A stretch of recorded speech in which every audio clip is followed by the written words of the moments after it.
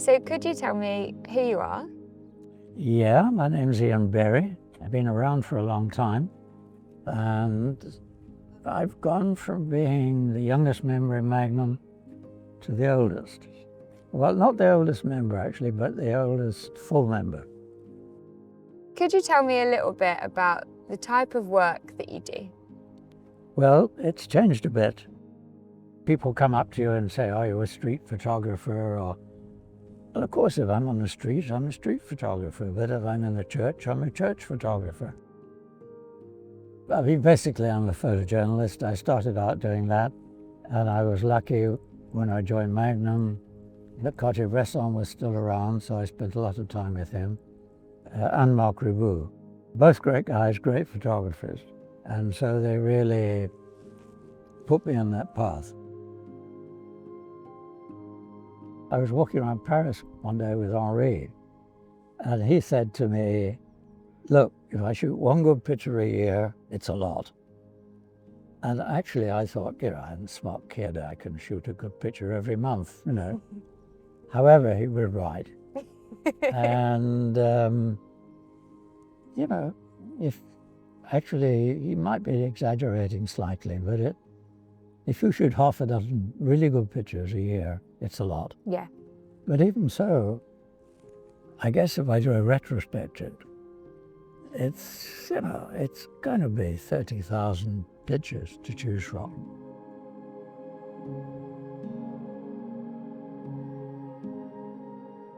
So how would you say that your work differs from when you first joined Magnum to the water project?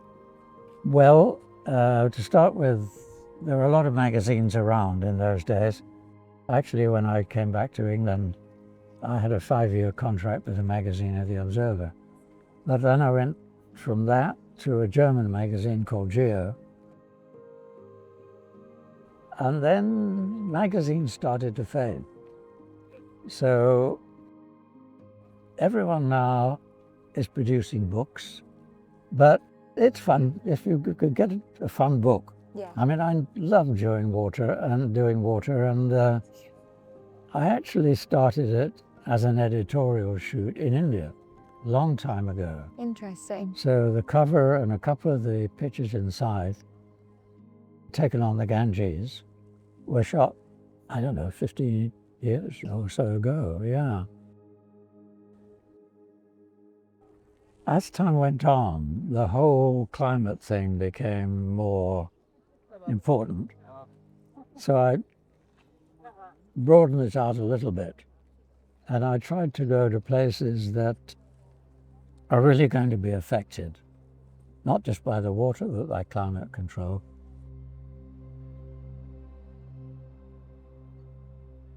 You go to Mexico because you know that the city's running out of water, and it's an enormous city, and you know that they're going to be importing water. Even, boring things like going to America, North America, you don't want to prove it, but you know that Americans are using 10 times as much water as Europeans. And yet, in places, they're running out of this valley stuff, Yeah. And that's happening in a lot of places.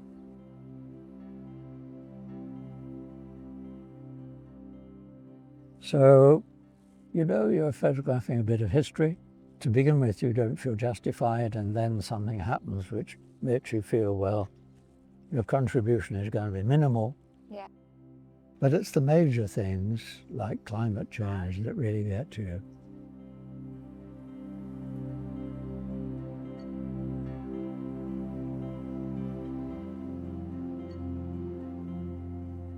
I'm always interested in when you first realised that you loved taking pictures. It was slightly crazy because when I left school, I was too thick to go to university. In those days, you had to be smart. And I've never been smart, but I decided I wanted to travel. And I had these choices in those days of cheap travel.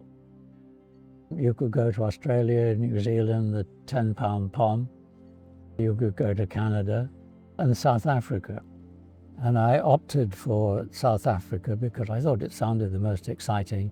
I thought there'd be lions on the main street in Joburg. And my father had bought me a camera because I talked about wanting to be a journalist. So I went to South Africa and I used my cameras, and I was a keen motorcyclist, and I bought a motorbike straight away, and I was very proud of it, and I was photographing my motorbike. And I met a guy who in those days was quite well known in South Africa. And he looked at the pictures and he said, well, yeah, they're okay, so what? And he then went on to talk to me about actually design and shape, and he really changed my life.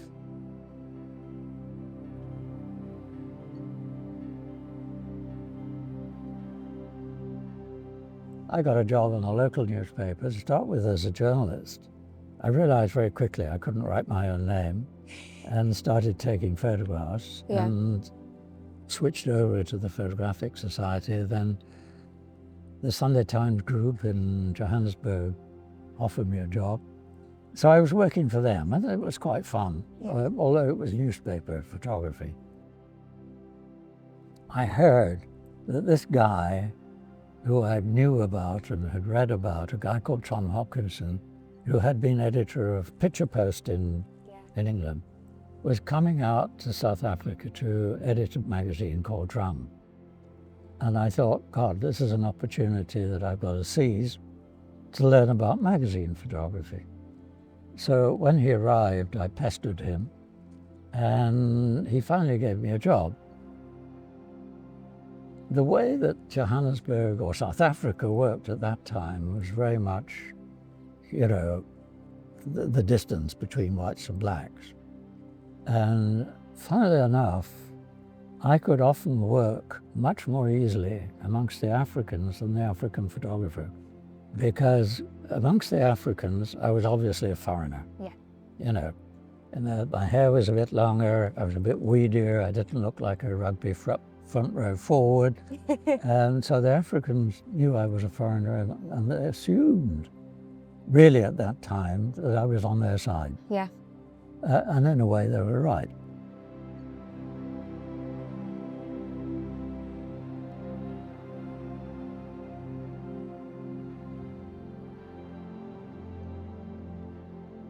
I love traveling, I love finding out about this sort of stuff and trying to be not on one side or the other.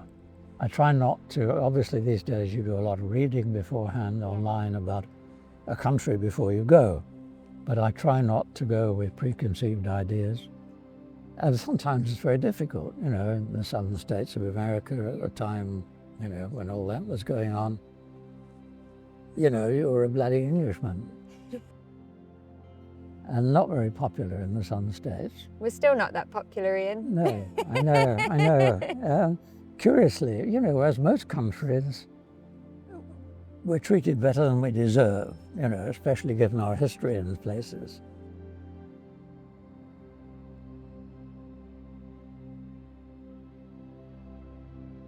With all the people you've worked with over the years, is there somebody that you would say sort of helped you shape what you do? Well, there are photographers that affect you in really different ways.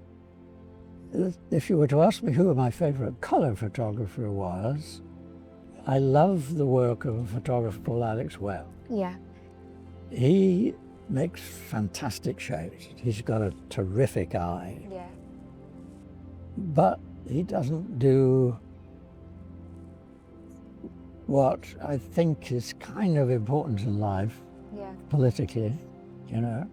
But he's a beautiful photographer.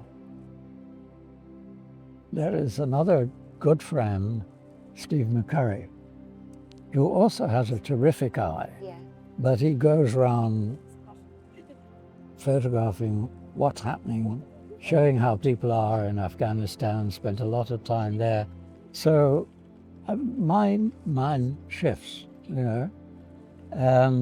I know I could never be an Alex Webb. I could never be a Steve McCurry, but if I could be somewhere there about, I'd be very happy. I mean, you're doing a pretty good job as an Ian Berry. You know, you try.